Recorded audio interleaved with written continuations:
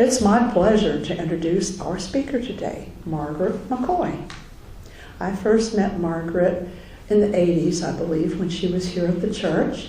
And not too long ago, I was in a grocery store and we looked at each other, and we hadn't seen each other in years, and I know you from somewhere.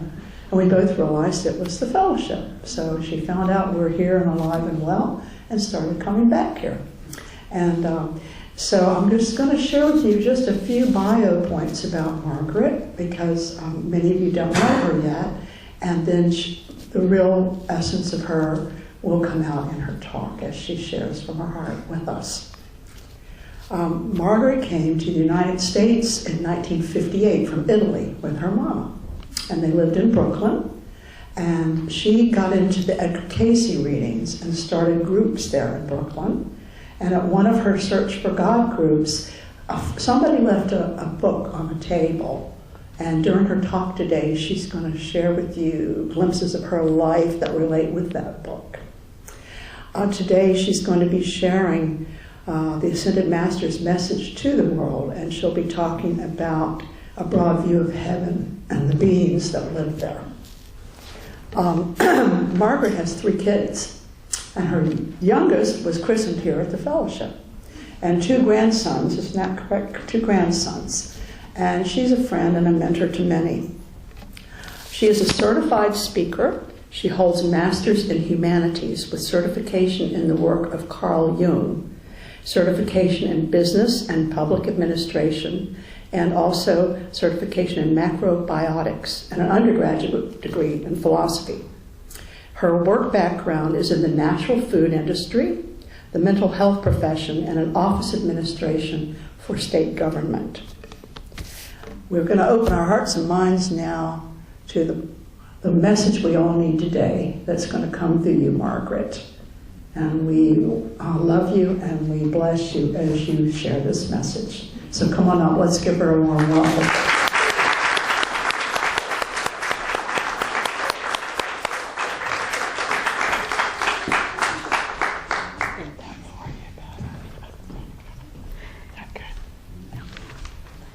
Thank you, Susan. Thank you, everyone. I'm so happy to be here and be with all of you. Thank you. Well, it wasn't just one book. It's one book that led to another book and another book and another book. So now I have a whole library, and I'm a pro. I've been reading and studying and being part of this community of the Ascended Masters up in Montana for 21 years. And so I'm going to go right into my talk because I relate the books to my talk.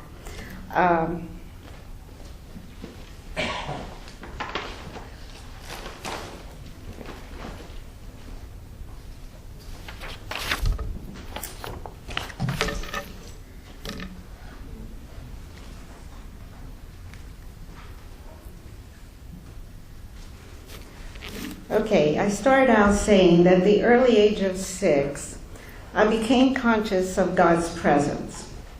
I was sure He was up in that little patch of sky that I could see from a small recessed window high up on the wall. Now, this was Sicily. I lived in an old house, and when I looked up in that window, that's where I thought God was, in that blue patch. I loved speaking to Him.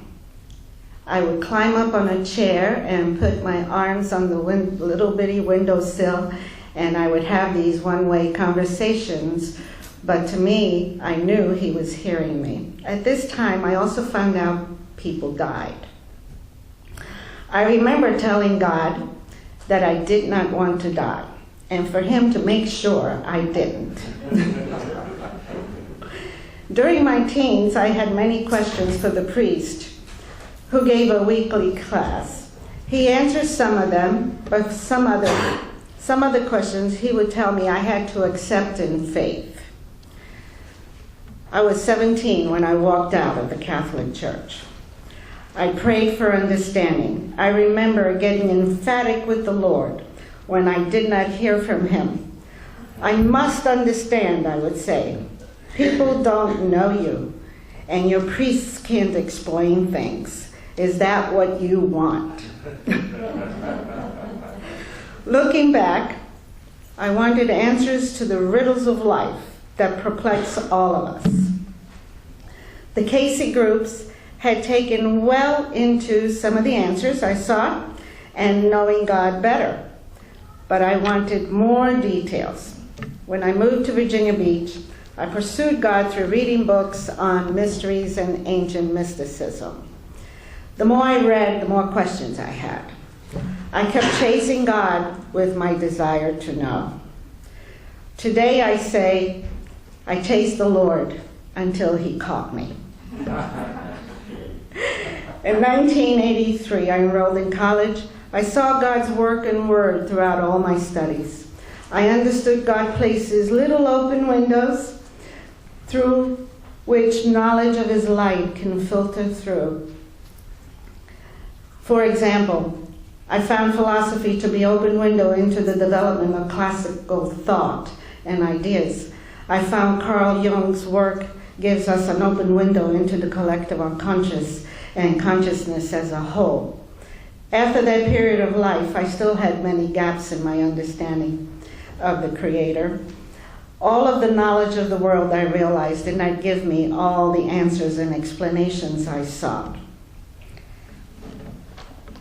I remember the book my friend gave me back in Brooklyn.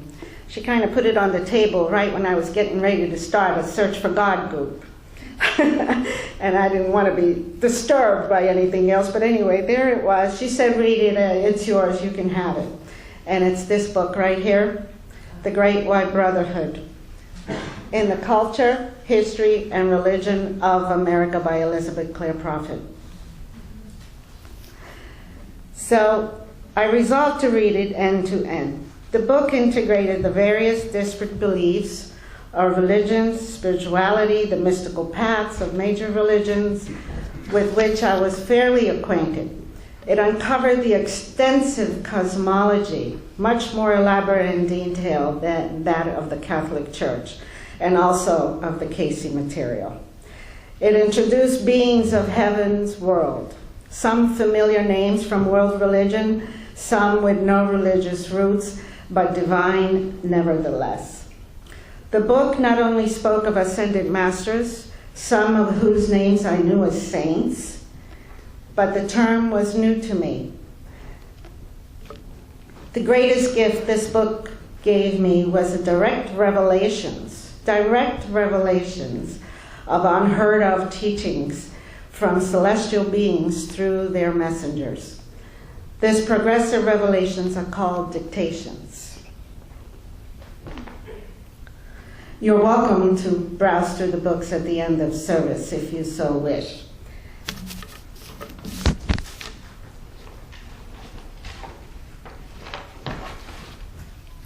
I also typed up little slips of paper for any of you who want to follow up on this knowledge. It has 2 websites and my email.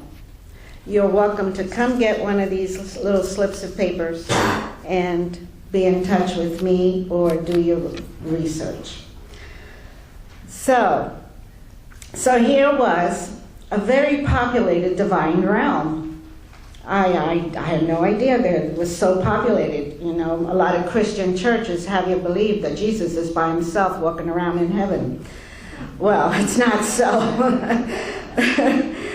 It also empowered me to believe in an indwelling Christ self, an individualized I am presence, or God's self, with whom I could communicate. And I learned that we are God's issue. Not at all, not at the very least, forgotten or abandoned. Furthermore, there were new lessons here on transforming human limitations, which, if I follow the teachings as given by the masters. I began experimenting with the suggestions right away. On page 13 of this book, I read, quote, you have come in response to the call of hierarchy. You have responded because you have the inner contact. Your master has called you. End of quote. Now we are getting somewhere, I said to myself. It made sense to me that God is utterly aware of each one of his children and their needs, and he should have his creation gloriously and orderly arrayed, each divine being to their proper post and expertise, utterly aware of each one of us personally, ready to give assistance and answers to prayers which may come years later. My relationship with the Lord was reignited and expanded from the time I was 17. Much has been done in the last 21 years of this study, and much still remains to be done. I learned much later in these studies that even though we are not ascended, all beings of light and of nature are part of hierarchy. In Christianity, we have hierarchy going back to Jesus, where it is required to make disciples. Master Serapis Bey, Lord of the Ascension Ray,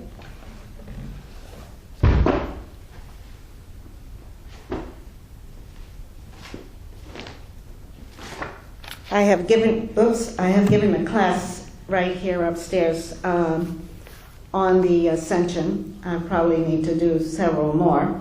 But this is his book. When I say his book, they are dictated to the messenger. They are the Master's book.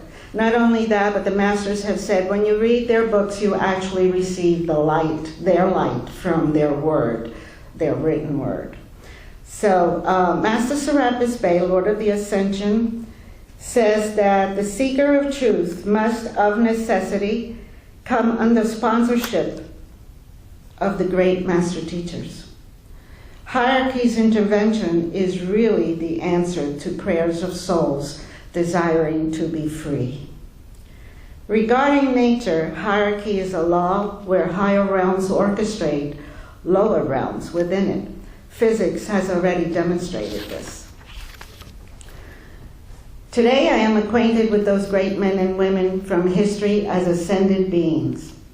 From east and west, they are the saints of the world. Not all necessarily recognized by all churches. I mention a few prominent ones here. First and foremost, I thought you might like to know some of who were they right here when they were humans, just like you and I. First and foremost, of course, is our Jesus, who is in one life, he was Joseph. Joseph, the prophetic dreamer, adopted son of Pharaoh, and true son, beloved of his father, Jacob. Then in another life, he was Elisha, disciple to Elijah, who was St. John the Baptist. Then we have Abraham, father of nations, who later incarnated as the boy who drew the sword from the stone. Yes, King Arthur, not a legend, not at all a legend. He is now Lord Moria El, Chohan of the first ray. The first ray is the blue ray of God's will. Kuan Yin, one of the immortals of China, is goddess of mercy. George Washington, also the soul of Godfrey Ray King and the soul of Joan of Arc, respectively, were Guy and Edna Ballard. They were the messengers of the Great White Brotherhood from around the 1930s to the 60s of the I Am movement at Mount Shasta, California. A few more saints are Gautama Buddha, founder of Buddhism, Samuel and Saint Joseph, one and the same soul, as Samuel anointer of the young king-to-be David, who was another incarnation of Jesus. Then, as Saint Joseph, he was father of Jesus. So that same soul was with Jesus many times. He is now Saint Germain, Lord of the Aquarian Age. If you don't know, you are God's own. You are Saint Germain's own. This is the Aquarian Age, and it's going to be $2,000 years, excuse me. Yeah, it would be good if you gave him $2,000, Saint Germain.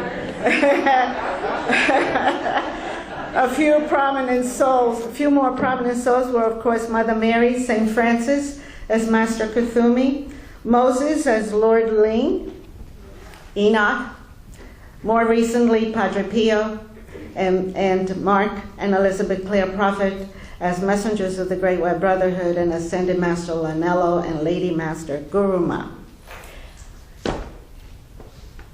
So, God is a flame of utmost love, precision, and honor, a fire of intense radiating light, which he has graciously refracted through the 7 Elohim, the 7 archangels, the 7 Johans of the rays, that we may come to know him in his many manifestations through the individualized rays. For each day of the week, there is a ray, so you can remember the rays by the days of the week. I have given one on the violet flame, a class on violet flame upstairs, because it's the flame we concentrate on when we first come into these teachings, because it's the transmutative flame, and we need to be upon our transmutation, because the time is closing into whether we're going to have a golden age or not. So we need to transform all darkness of this planet, not just our own. We could be taught how to use and internalize the qualities to the qualities of the rainbow rays. And let us remember, the flames are spirit and intelligent life. We can call on them or sing to them to receive their specific natures into our lives. I could go into length of this, but it'll be more than 30 minutes, so I got to keep going. It's entirely upon each one of us how this happens. Today is easier than ever to put this into action with online books and online tools. This brings to mind something a cosmic being said during this past fall's conference. I participate in conferences online, and so in a dictation, and it was time for a dictation of beloved God harmony, a real being, real cosmic being, never incarnated, just a cosmic being out in heaven, preserving cosmos harmony. When he started, he expressed his awe in having just listened to a piece of organ music played by Alpha. As soon as he said that, I got it. I wasn't in awe within his awe. Alpha is the being who is the flame of the Father God, and we all know and love him. Just as Omega is the being of the flame of the Mother God, whom we all love, know, and love. I have found tangible beings close to the throne of grace, as Casey said in his reading number 254-83, with whom I could have a one-to-one relationship. Not only that, but the long-held questions I had are still answered when I least expect them. The road to immortality is clear. I just have to earn it. I did ask God as a child of 6 that I did not want to die, so he brought me to this teaching, which explains life from the perception of a soul who has lived numerous lives. Death to the soul is imperceptible, and there is no death when the body is also taken up and the whole being ascends. Jesus' ascension is a perfect example of this. Millions of ascended beings from previous civilization already were part of the Great White Brotherhood prior to Jesus' ascension. And so a little story that illustrates this even further is a dictation I just recently heard from John the Beloved. You all know John the Beloved, who wrote the Revelation in the Bible. He said he was kneeling in prayer when he saw a great light building to the side of him, and he looked, and out of the light stepped Jesus. And Jesus had his arm extended to him. And so John stood up, walked over to him, grabbed his hand, and was gone. He said he did not even perceive that he had just left his body behind. So that's an illustration of that. So reading the Master's books is a delight and renewing of the mind, eloquent in the wording, endearing in reminders. The sages much rather point the reasons and ways for souls to be free of self-induced limitations. They give numerous illustrations and hidden shortcuts rather than direct reproach. They make sure their abundant light is experienced even while we read their word. I have basically 3 bullets following here, which give a succinct picture of their purposes. Number 1, guide and inspire us on how to remove all obstacles to get to where they are. The ascension makes that possible. God placed this desire within us. The story of the prodigal son in the Bible is an illustration of that inner desire, when the requirements have been met and the individual is ready. Number 2, they prepare and guide us at each level of attainment. We must prepare, be tested, and be initiated in order to return home. In school, to move to the next level, teachers would tell us when exams were coming and what they covered. If one studies the teachings as given, then tools will be taught to pinpoint when the tests are coming and what is needed to pass them. With ongoing initiations, the map of cycle of existence is presented, and the student must be taught and become aware of the cyclic nature of initiations. When traversed successfully, then conferment of honor and more light is given. The idea is to be steadfastly on the path and be willing to abide by the Lord's will always. It would be ludicrous if mortal beings could administer the initiations unto themselves. I brought this up because rather than have the ascended teachers administer the initiations, who have been your teachers ever since forever.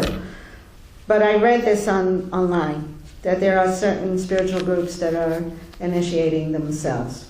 So I don't know about that.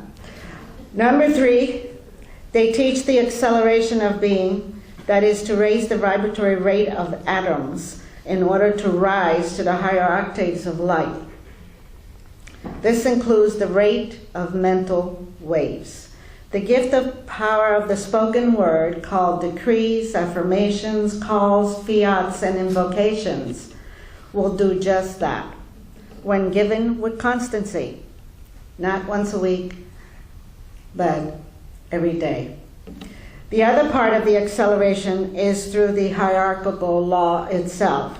The masters that have brought us along extend their light to our being to facilitate more acceleration. This is an earned, heart-to-heart inner joy in knowing that it has taken place. For example, in the dictations are instructions that synchronistically one always hears when needed. Their teachings are like roadmaps toward the day of victory. Let me pause for a moment and say that just as there is light, there is anti-light. Just as there is hierarchy of light, there is a hierarchy of darkness, called the false hierarchy.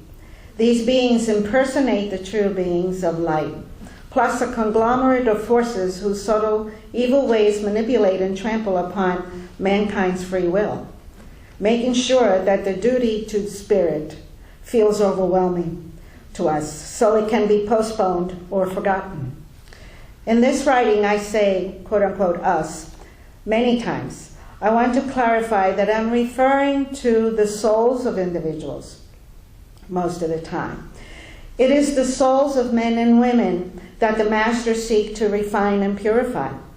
They teach that the human cannot be perfected, but the soul must be perfected. Lord Buddha has said, quote, "We speak not of a perfected human. There is no such thing. For when the human is perfected, it is no longer human. The soul has involuntarily been suppressed by the human, our own human consciousness. And I'm getting into the explanation of this. The souls were born of divinity. Okay? They were divinely conceived and born. They are not human. The soul is who we really are. We go to sleep at night not only because the body needs rest, but also because the soul needs fresh air out of the body. The soul does not sleep. It comes out and goes to other places, but the crystal cord to the I Am Presence keeps us together. So the minute the body stirs, the soul enters it in a flash. We sometimes talk about our lower self and our higher self. Carl Jung and many other experts have written volumes on this dilemma. Also, the Bible, 1 Corinthians chapter 15, verse 50, says, "Now this I say, brethren, that flesh and blood cannot inherit the kingdom of heaven." We see that at some point a consciousness separate from the divine came into being. Let us remember that Adam and Eve did believe the serpent's lie. At that moment they fell from divine innocence and found themselves on earth in a new human form, and having two separate and distinct awarenesses. Yes, as humans we have done well numberless of times throughout history, but those works of genius and beauty came from within, where the creative mind of the soul abides and shines. These good works have been and are appropriated by the lower ego. Yet we need our human garment, as beloved El Moria says, as a placeholder. It has suited us well, but the day will come when it will no longer suit us. We can then dispense of the old garment for the new garment of light, which is woven by us all the time, as we live, as we serve, and as we love. So, evil has capitalized over the millennia on human consciousness to lower the standards of values of the divine. The awareness of the soul for most inhabitants of planet Earth has receded. This fact facilitates more and more the identity with the human ego. Most actually believe that the voice of the human ego is the voice of their real self. The proof of this is out here in society, in business, in government, in schools, and individuals. Choices are made by a being who has been manipulated, indoctrinated by evil into thinking away from the ways of God. Yes, if we are not considering who's doing the choosing, it is ourselves, as far as free will goes. Nevertheless, there is a price to pay for the soul that has, for one reason or another, allowed this to happen. It suffices to say that the enmity of evil toward the Godhead has been total. Evil wants to prove to God that he made a mistake in creating us and loving us, that we are not worthy of his love or kingdom. Humans can identify to these statements. Sometimes when we're down, we say the exact same things to ourselves. I'm not worthy of God's love. Oh no, not me, Well, these things have been planted in the emotional and mental levels of our being. We all have replayed these thoughts. Self-condemnation is a fallen indoctrination. God does not condemn. Even the purest of Christians have been plagued by evil's creation of dogma. That still places all the weight of our sin or karma on Jesus' shoulders, and do not know that that dispensation is gone with the age of Pisces. This in no way means that you cannot call on Jesus anytime, any day, if you need anything from him. If we have seen difficulties compounding our lives in the last 20 years or so, it is because of the descent of karma which the Master bore for us for 2,000 years.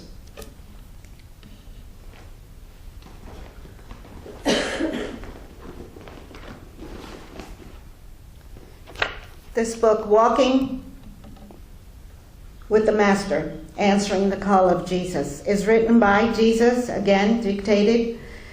You would recognize your shepherd when you see the words of any master. You know that they are real when you read their word. It is not written by anyone else but the master. So here is his book.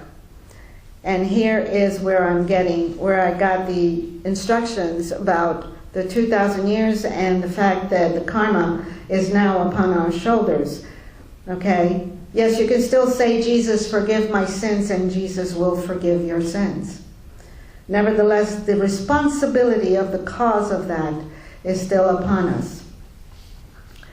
And so, page 53 to 54 has that on this book. Along with this fact, we have God's will, a special dispensation of great councils of cosmos. They have declared that because of sacrifices given, decrees given, and lots of light and prayers and love given, the requirement for the balancing of 100% of karma has been lowered to 51%. The rest can be balanced after the ascension.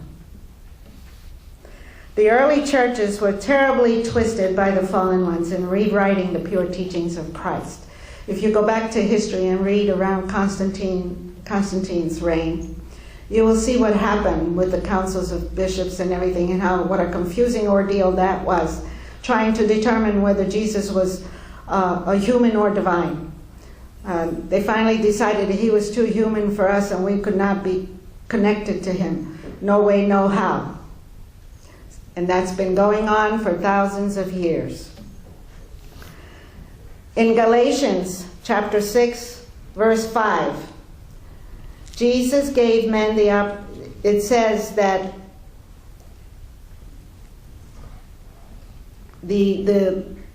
Jesus gave men the opportunity to be free and be less burdened down than the world was at the time. And so in that Galatians chapter 5, you will find where it says that man will carry his own burden. So Jesus accepted his sacrifice, not because he was weak, on the contrary, so that in a public face-to-face confrontation with evil, and we're talking about the Sanhedrin at the time, face-to-face confrontation with evil, he could prove by his resurrection that evil really has no power over death, and to show that men and women are really children of God. He also said he would send the Comforter at the end times, the Holy Spirit, and so he did. The violet flame decrees given in this path are the purifying violet of the Holy Spirit. You would only know that if you had experienced it in giving the decrees. The brotherhood embodies the Holy Spirit, and so do we when we fill our auras with violet flame through decrees. Hold fast what thou hast received. This is an actual motto of the brotherhood. They encourage and empower us to believe the teaching, to move on from the past and become victors over time and space, over that which is anti-light upon earth, as they have. I quote Master Kuthumi, whom we know as one of his lifetime as St. Francis. On page 5 of Corona Class Lessons. Corona Class Lessons has been written for those who wish to teach mankind. This is for the world teachers. It's an actual office and an actual mantle that one wears after when the master thinks you're ready. And so in this book, St. Francis says, the book was written, by the way, not just by Kuthumi, but Jesus. Together they hold the mantle and they hold the office of world teachers, St. Francis and Jesus. So, because we are graduates of life's schoolroom, he says, well acquainted with its problems and their solution, and because the needs of earth are so great, God uses many of us your ascended brothers and sisters as his hands and feet, his very heart extended as wisdom personified. Through our ascension, we have attained a blessed oneness with him. This we long to bestow upon you as your own God presence directs. And so the saints have come to the lower levels of the etheric plane, where they used to be much higher on the etheric plane. The etheric plane is the divine realm, and there are 33 levels of it. At the 33rd level is where the archangels can see God's face. The first level is very close to planet Earth. It's mostly in our high mountains and the glaciers. That's the etheric level as close to the earth. The rest of the earth doesn't touch it. So the saints that came to the lower level of the etheric plane, closer to the earth, about 240 years ago. I say this because they govern the destiny of America, but do not rule it. Free will of the people rules. They were present during colonial days and helped make us a nation. They inspired the Declaration of Independence and our Constitution. They say this nation is very important to God because he chose to bring together the I am race here, the freedom fighters, not just for our benefit, but to show one another and other nations the ways of freedom. There is a great emphasis put on the light bearers in all of this work. And who are they? They are those lifetime after lifetime that have held onto the light and reverence for the divine within their hearts. Just as the masters are the hands and feet of God, the light bearers are the hands and feet of the masters. Sometimes the masters refer to the light bearers as the reincarnated lost tribes of Israel, and sometimes as the 144,000. And I'll have that story some other time. Besides them having formed a nucleus of light already, many are still scattered around the world. It matters not where the light bearers are anchored, what church or country they come from, or in what belief system they are found, as long as it is of the light. They do not need to leave their church or religion to be accepted by the ascended masters. The masters know who the light bearers are individually. They know they are the cream of the crop, the brightest believers, and also the oldest souls on the planet, which means it's time to return home. Masters are hoping that the scattered tribes are soon found. Here are at least two reasons why that should be. They would be the individuals best equipped to teach the masses, not just spirituality, but to restore order and spiritual values in every endeavor upon earth. Jesus said we would perform even greater works that he did. I remember wondering what the Lord meant by that. It is not a statement in passing, but a prophecy awaiting fulfillment.